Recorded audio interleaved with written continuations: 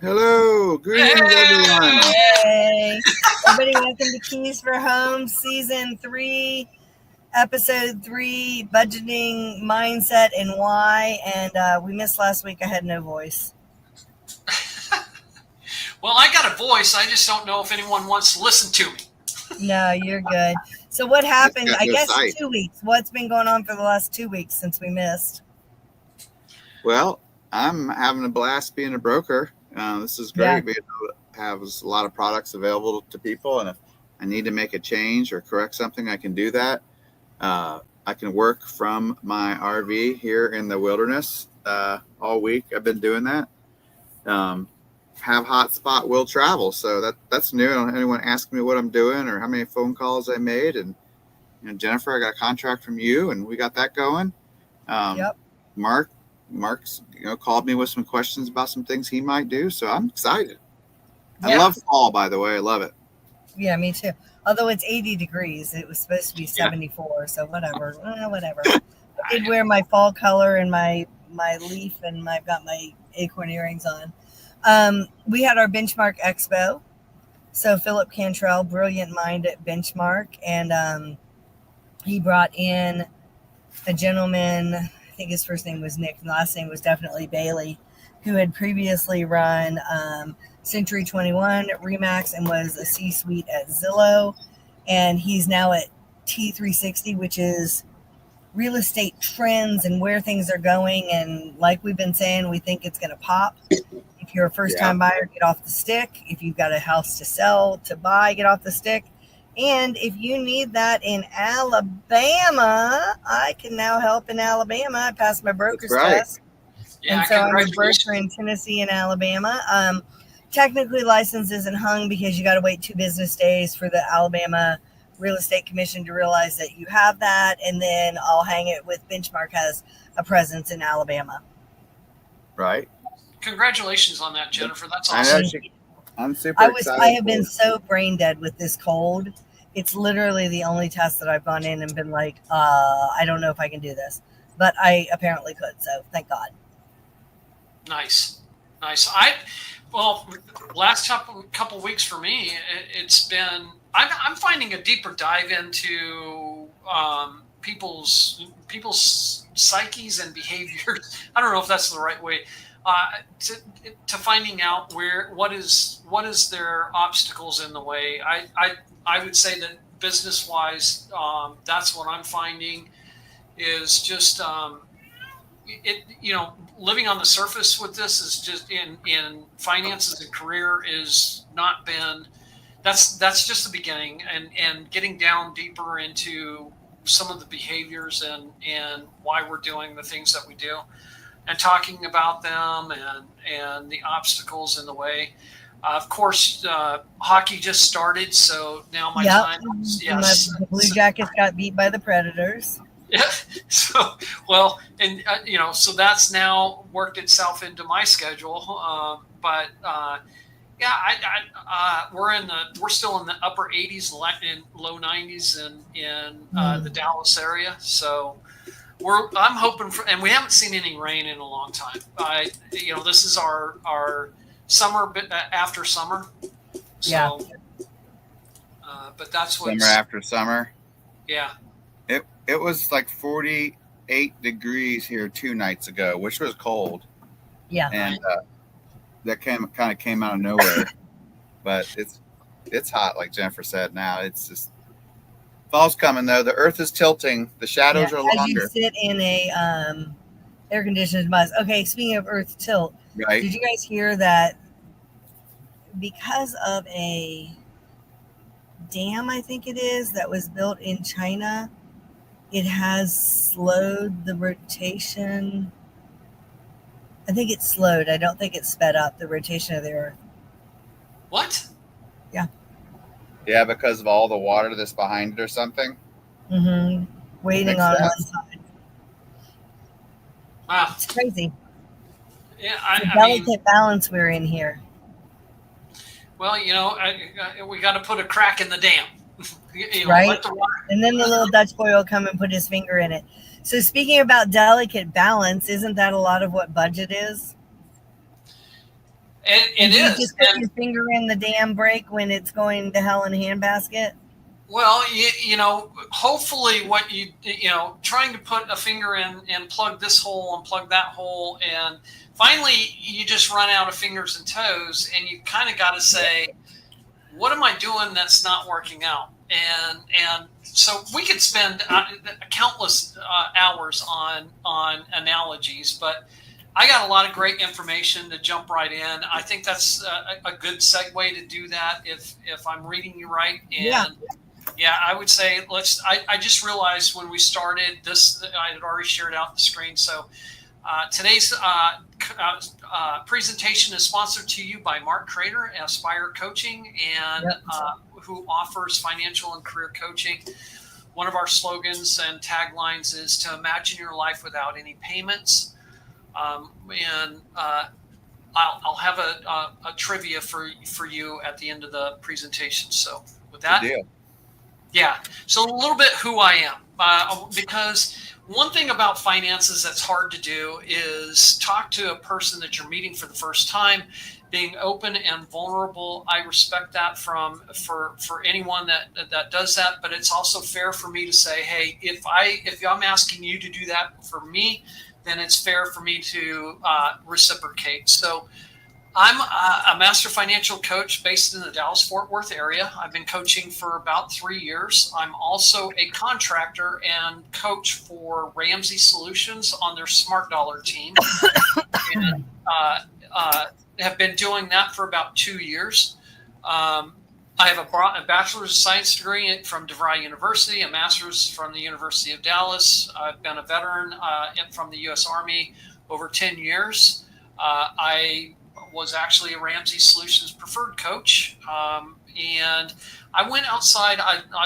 Coaching for me as a result of my debt journey was something that I discovered about my passion and what I like to do and help people. So I went outside of Ramsey Solutions Master Coach Training and got certified with John Maxwell's team, and also did the DISC personality certification. I have a question. What's that? I have a question. Sure. Without us taking the test, what do you think Lance and I are on DICS? Oh my gosh, probably high I's. Is that influencer? I'm high I, but I am a high D. Oh, and you can have both of those and go, you know, at various times. And let's go. Yes, you don't like, as a high D, you don't like don't give me just give me the answer. That's what you want to know. Yeah. And when people email me, I don't know if I've done this to you. It's never offensively meant, but like you'll be like, hey, Jen, what's the name of that person who did da? And I'll just buzz back, Lance Stanmeyer. Like nothing else.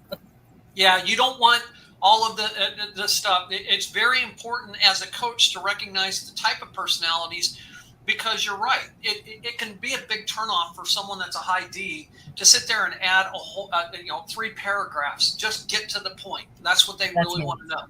Yeah. Yep. Surprising. Yeah. So this might be a little hard for you, Jennifer, because I'm going to talk a little. Just kidding. I'm single. Let me mute myself. Hold on. What are you talking about, Mark? She already interrupted before you even got started. It already happened. Exactly. Now I had to get mine in. I've got to hurry up and get. Yeah, I'm single with a dog and a bird. My dog's name is Howard, and my bird's name is Alex. My fun fact is that my first job in Dallas was for the Dallas Cowboys. I was actually their IT admin. Yes, in old Irving, Texas is where my office was. I love running, watching hockey, outdoor activities. This year I was diagnosed with kidney cancer, and I'm working through that. I am debt free and following Ramsey Solutions Baby Steps principles. I've paid off during that journey. I paid off $323,501.21 in 63 months by making $5,000 payments for 63 months. That was working multiple jobs from time to time. Some of those days I don't even remember. But through that journey is where I discovered the passion of wanting to be able to help some other people, plus having some interaction with a senior coach from Ramsey Solutions, who is a mentor of mine now. So that being said, moving on. Any questions, Jennifer? Okay, why budgeting? Well, budgeting, it is one of the most powerful financial habits you can build. It's for the high D in this group, it is absolutely one of the most powerful financial habits you can build. One of those things that budgeting does, and why we want to do it, is to control that you have over your money. It puts you in charge of your money. We've all heard this. This topic is sometimes very mundane and oversaturated, and a lot of it is not has been repeated. My perspective on this, so much, there's desensitization to it. Yeah, you can. It's been talked about so much that you can get disconnected with it very fast. So my perspective on this presentation was to try to find the things about budgeting that are often overlooked. And we're going to get into that in the later slides. So I want to be able to have control over my money. It puts me in charge of my money. I work hard for this money, and I want to be able to control it, not it controlling me. Eliminate the stress and anxiety. A little bit of anxiety about your finances is not bad. It's basically, in my mind, an alarm system that's kind of saying something's not right. And that's financial uncertainty is one of the biggest stressors in our lives. A little bit of anxiety is not bad, but we don't want this thing to be the point of you waking up at 2 o'clock in the morning, walking around wondering what you're going to do next. If that's happening to anyone right now who's listening to this, now is the time to say, okay, after this presentation, I'm going to contact Mark, and let's get together and work through it. We want to crush debt. I have the fun fact, or the little trivia question I have at the end, is centered around crushing debt. Any extra money, when we budget, why we budget is to find any extra money to attack debt. We want debt out of our lives, because what debt does is opens things up to being able to choose what we want to do. Build savings and wealth, prioritizing saving and investing, especially if you're young. First of all, it's never too old to start investing and start saving for retirement. No one should ever feel like, it's too late. If you're feeling like that right now, that would be another indication to give me a call. I'm going to raise my hand. I was 50 years old when I started my debt journey. It took me 5.5 years. I've been investing in my retirement for 3.5 years, although I started it a little bit. I started it before I started my debt journey. So I was 55 years old when I went all in on my investments. On that, sure. And you may be going to address it, but if you're at work and they do a matching 401 and you have debt, that's not a bad thing to do because they're matching it. So it's making your dollar go farther, right? In my mind, to answer your question, we want all available cash towards debt. We want so in other words, if because the hope is we get out of debt as fast as possible and reasonably possible, if that's how we need to work it, so that we can invest more later. So the second part to that, the reason I asked that is I was talking to someone within the last month, and they were telling me how they were getting a lot of their things together and they were contributing to their 401k because it was matched. I'm like, that sounds really good. Then they told me their household had 3 to 5 cars. It was a lot. Yeah. And they're not paid off. And I was still okay, that might be a different temperament between you and I. But then they said that they were investing in stocks and doing things like that. And I said, but you still have debt. I said, there's no way I would be doing that Right. with still having 3 to 5 cars that you owe on. Like I said, maybe the 401, depending on your age and how soon you're retiring. But I just wanted to get your take on that. No, You might make a clip of this. Yeah, it's a great question, and I think you used the very key word in the whole in this perspective, and that is temperament. In my coaching, I follow principles. I don't follow you have to do this.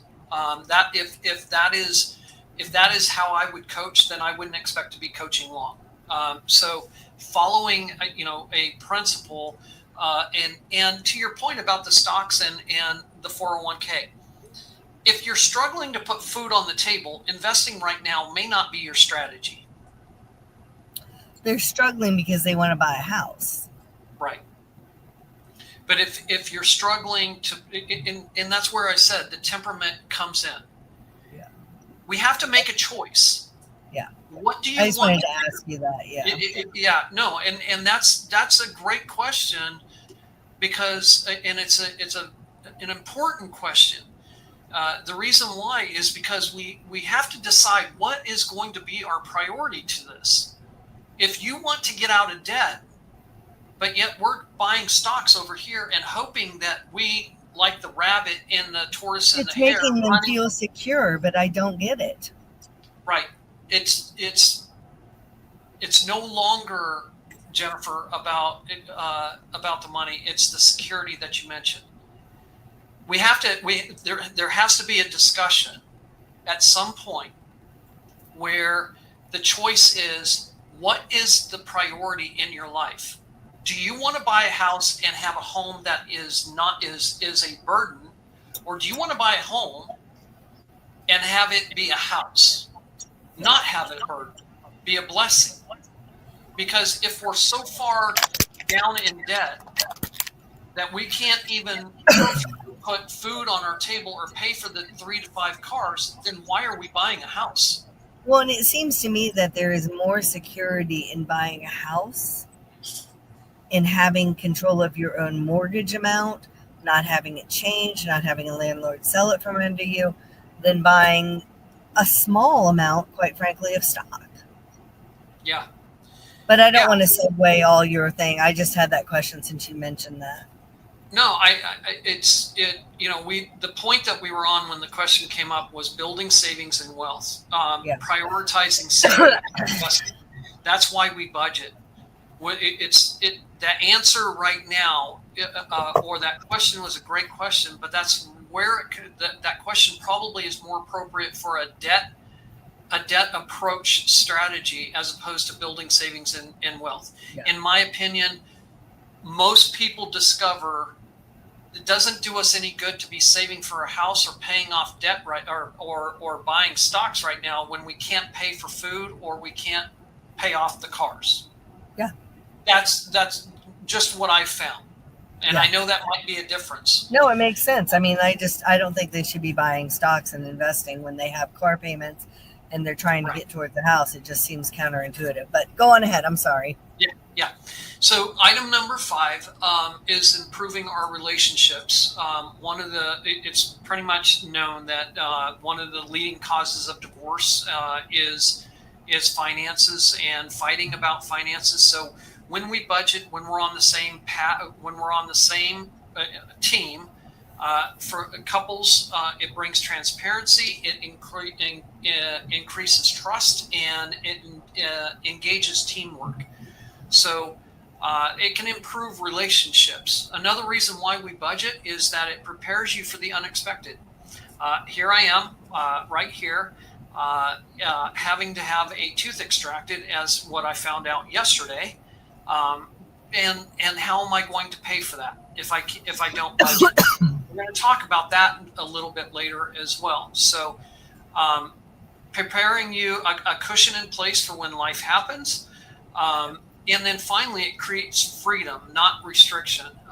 One of the myths about budgeting is that, oh no, I can't do something. Anyone listening right now, I want you to shift your mindset into indicating that a budget doesn't tell you what you can't do. A budget tells you what you can do. And you're the one that is telling that budget how you're going to spend your money. At the time when that budget takes over, yes, that can be a reminder of what you mentioned that you said that you were going to do with a specific line item in your budget. So, in short, a budget is a plan for peace of mind. It helps you spend intentionally, save consistently, and move closer to your financial freedom. Any questions on that other than what we had? Yep. That's a All great, right. great 7 steps. I like it. Oh, thanks. Number 5 is so important because they really play into that. Jennifer can tell you, people she knows that she's just going. When you know I'm going to tell a good story, I do this. I go number 5. But we all know people. Yeah. Getting your spouse on board with you, and this goes back to the principles. Having someone work with you is going to produce far greater results than one person doing it on their own. All right. So I did I pulled some statistics. Oh my gosh. So this is U.S. consumer non-mortgage debt, credit that's outstanding from 2015 to 2024. The source of this was the U.S. consumer debt, and it's down in the right-hand side. This is non-mortgage. If you look at what happened, you can see we're on an upward trajectory of taking on more and more debt. And what this translates to is I can't do anything other than because I have too much debt. If the sentence is something like this, I would like to do this, but I can't because of the debt that I have. Now's the time to schedule a call and figure out how we can get out of debt. So that's the U.S. consumer mortgage debt. Notice that it's right around $5.05 trillion, which relates to about 38.4K per household. That's using households of 131.4 million households. If you were to look at and add mortgage debt along with consumer debt in the United States as of, and it's not a slide I put up, it's just a figure that I've been tracking, is right at $18.9 trillion. Where do we stack up against the world? You know what? I didn't do that analysis, Lance. It's probably a good thing to do. What I can say, we're talking, it wasn't. I wondered if you had come across it. Yeah, I'm wondering. I imagine that we're probably number one. I should. We're number one. We're number one. We spend money. Well, the mentality is we don't spend our money; we spend other people's money. Right. Yeah. So, yeah, that's probably another topic. Sorry. So, I wanted to dive into why budgets fail, because this topic is, like I said, has been oversaturated. We often talk about, we need to budget, but we very rarely talk about why they fail. And one of the reasons is unrealistic expectations. People often create a perfect budget. It has to be like this. It must be like this. This is perfect. And when we have a budget on paper, we fail to account for the actual spending habits. Let me give you an example. I created a budget, but you know what? It's football season, so I'm going to order 4 pizzas for me and the guys. There's $150 that's not in my budget. Yep. Can I give you an example? We go for it. Yes. When I was first married, my ex sat me down and said, "I'm putting together a budget." Okay. It was not we were putting together a budget. Right. Get done. He hands it to me, and this is what we're sticking to. I look it over and I said, there's not a line item for groceries. There's not a line item for gas. It was literally just the utilities, the credit card, the car payments, and the rent. I said, I'm pretty sure that the two I named are the ones that we really need to get the handle on.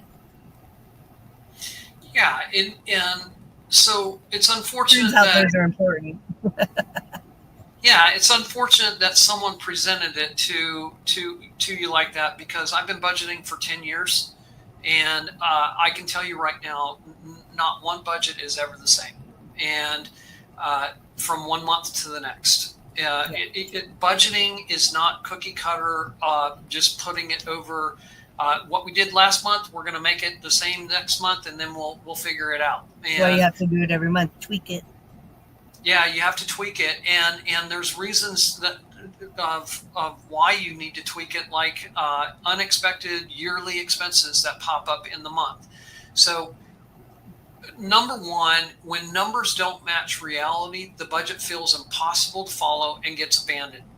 I am starting to see a lot of this when people say I have a budget, and I ask, tell me a little bit more about why your budget hasn't whether you've been successful with your budgeting or not. What has led you to that?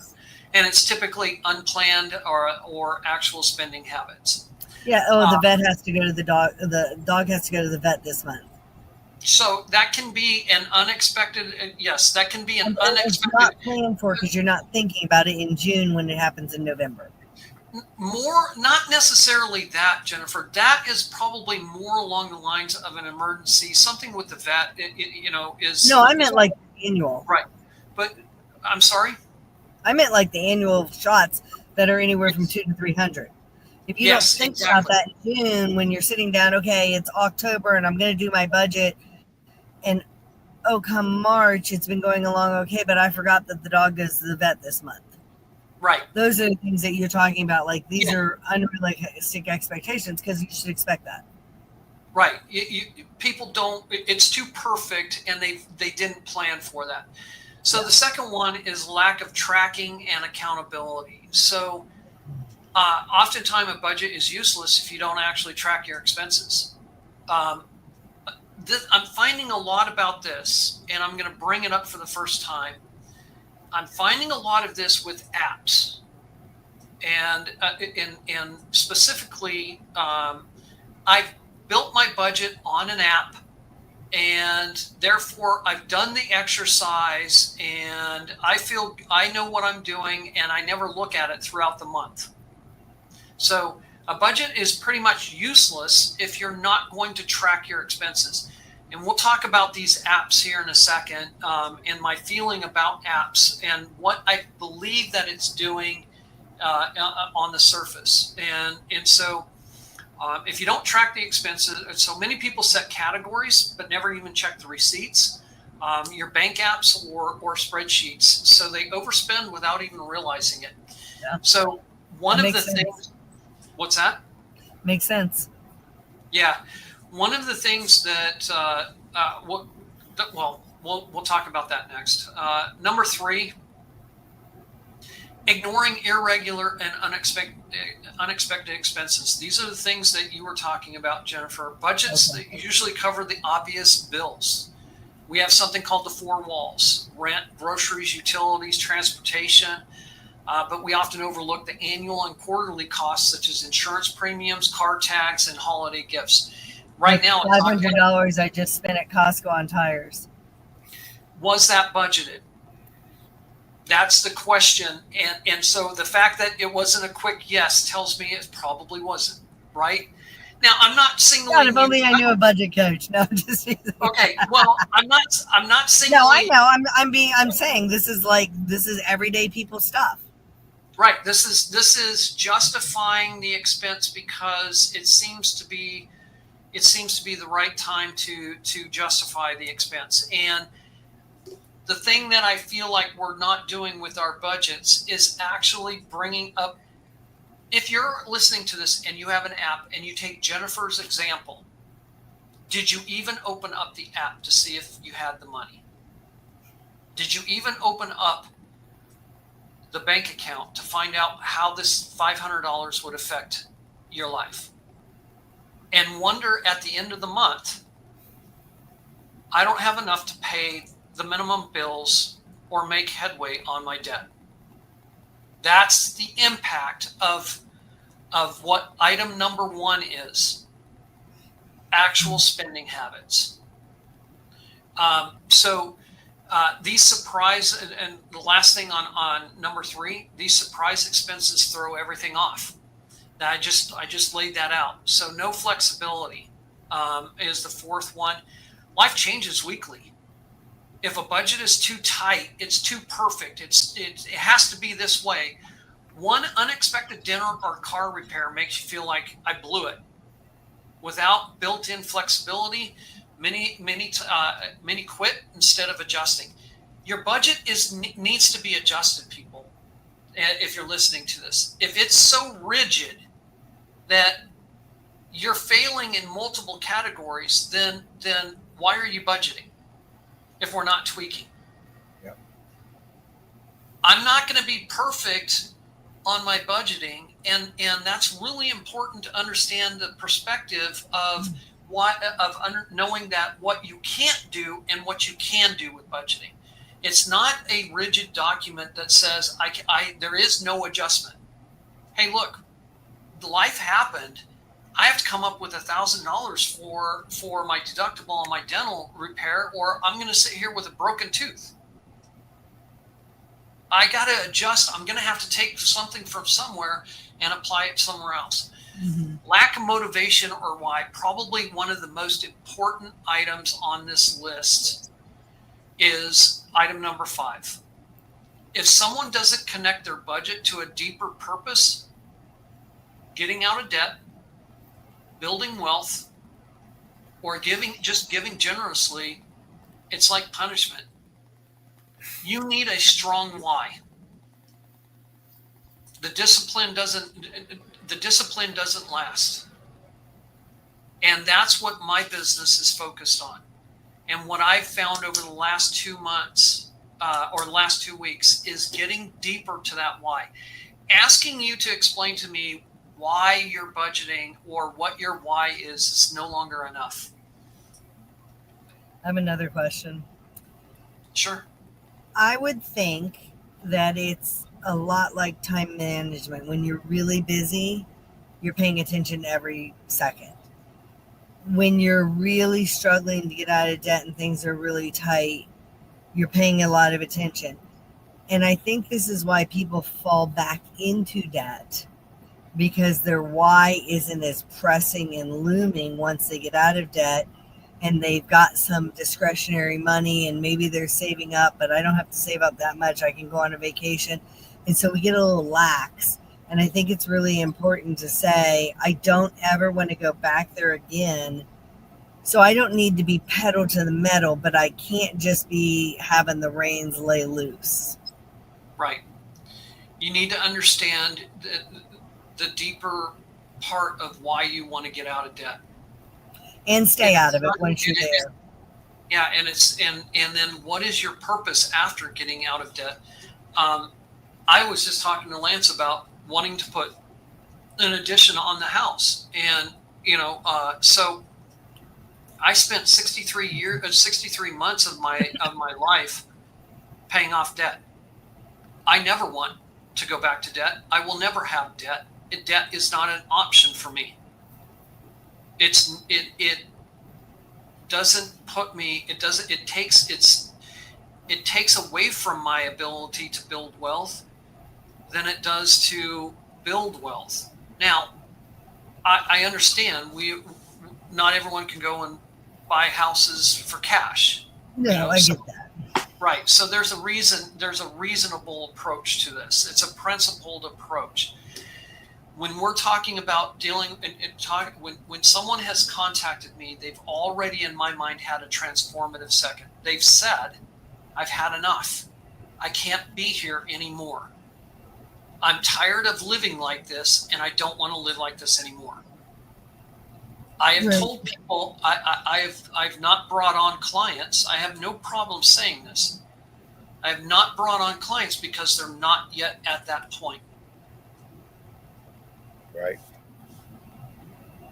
So when you meet with people, is number five, the bottom one of the very first things you break down? It's a great question, Lance. Yeah, it actually is. And when I was creating the presentation, I didn't organize these in any one way, but when I got done, I realized lack of motivation or your understanding your deeper why is probably the most important thing. Everything else is probably at least one font smaller. Yeah. Well, I just wondered if you're talking, and maybe it needs to be the fifth, because when you start to talk about those other things, you can quickly ascertain maybe there isn't a why. Or in talking about those other four things, you can say, you know what, guys, I might have some ideas for what your why could be. What do you think of these things? And let them come to it together. It's not right or wrong. I think it's really put together well. Yeah, exactly. And coming to the realization that there's something in front of us that we have to accomplish is not fun. I'll go back into my life and relate it to the start of my debt journey. November 16th, 2016 at 9:34 a.m.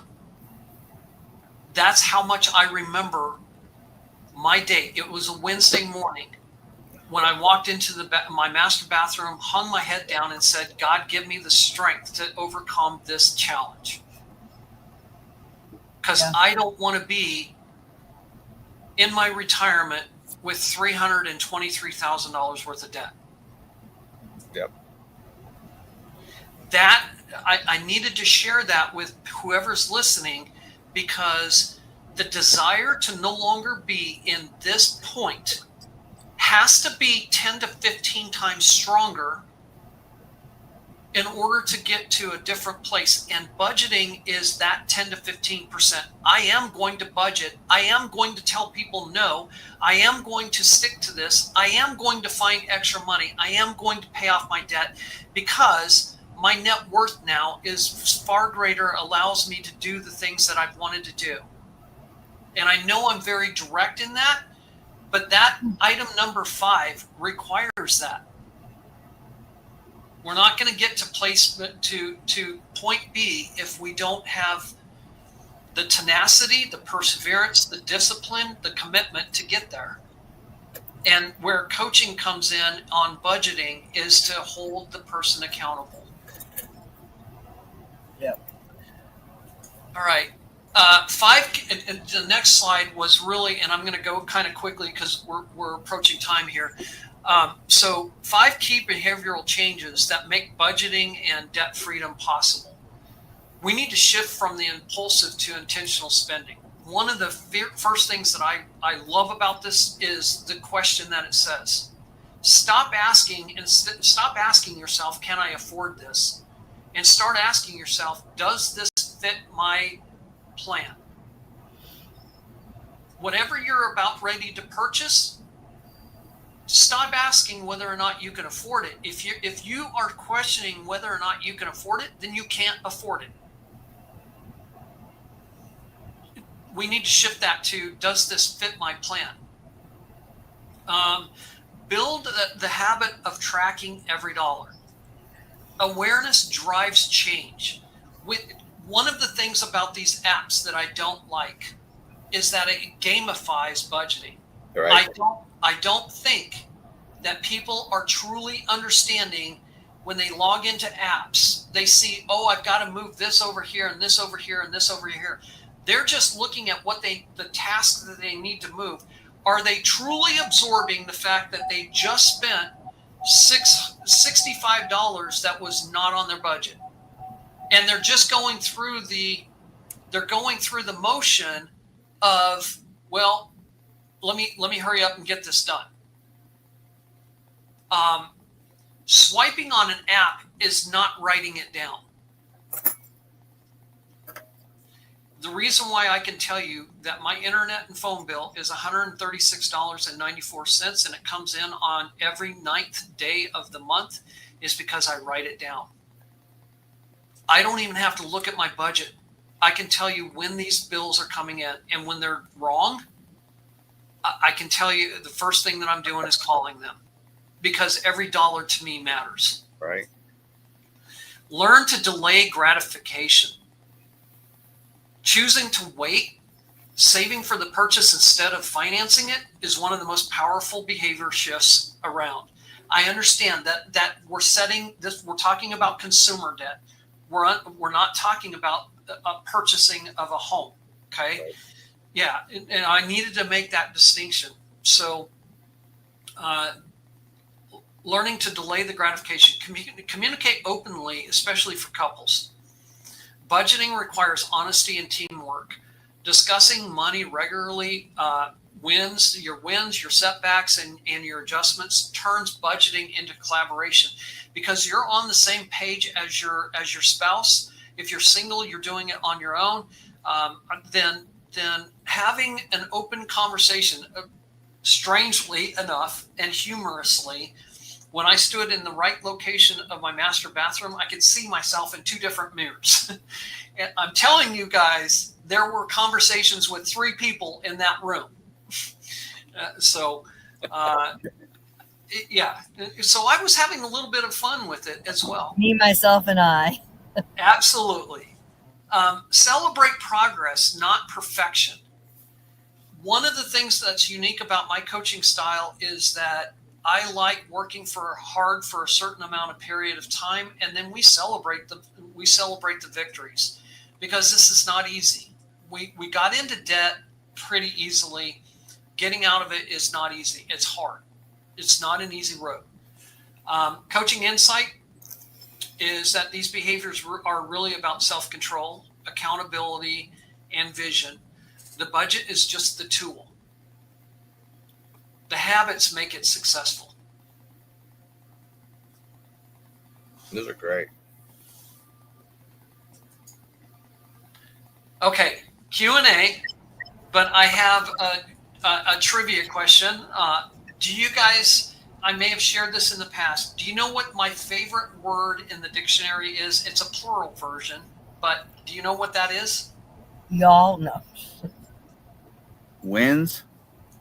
Wins is good. That's close. But my favorite word in the dictionary, the plural version of it, is options. Yeah. Because when we have no debt, we have options. Right. Yeah. And everything opens up after that. With that being said, that's my presentation. Yeah, that's really good. You did a good job on it. Thank you. And I want to just say, being in a, we talked about irregular expenses, but I know that you and I have talked about irregular income, and it is possible to budget on that. It takes even more attention to things. But if you have an irregular income, then it's even more important to get with Mark or a coach if you're trying to get out of debt. And if you have like a base pay regular income, but you're prone to getting bonuses, super important too, because that means you get a big hit. What are we doing with it? Right. When you and that's where that why, that deeper why, becomes more important. I didn't, I'll share. I do have a testimonial from a client. We just walked through. We paid off. He paid off $100,000 in about 6 months through his business. Nice. Through his business, and he had been wanting to. It had been over a course of about a year and a half that he had been trying to pay that off. But he brought me in, and we laid sessions. We do a lot of brainstorming. We do a lot of workshop type of environment, and we lay out what the biggest obstacles are. We understand what the options are. Guess what? None of that has to do with money on an app and money in a budget. Mm-hmm. Has everything to do with how are we going to build the strategy to get to where you want to go and overcome the obstacles in the way. So that nothing stops you. Because there will always be something to stop you. Right. One of the things that I wanted to share with everyone listening to me is that the cost of my budgeting app, $0. Because he doesn't have one. Because exactly. You know what the cost of my budgeting app is?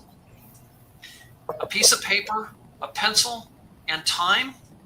When I need to understand how to budget, I log into my bank account, and the bank has all of my transactions. They're all categorized already. I have no renewable fees. I have no monthly fees.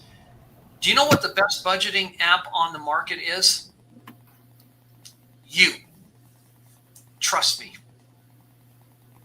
I think we're going to rename this presentation Your Enemy, the Budgeting App, Your Friend. Yeah. Mark Prater, RPCGTFC, AspireCoaching.com. All right, my internet connection's getting wonky, and we're at 45. So We're at 45 minutes, so it's great job. What a great session. I can't wait to get this out. And don't forget to stay here to make sure that we special upload. guests for next time. Absolutely. You guys are awesome. All right, everybody. All See right. ya. Jennifer, be safe. Be careful with all that wine. Be careful with all that wine.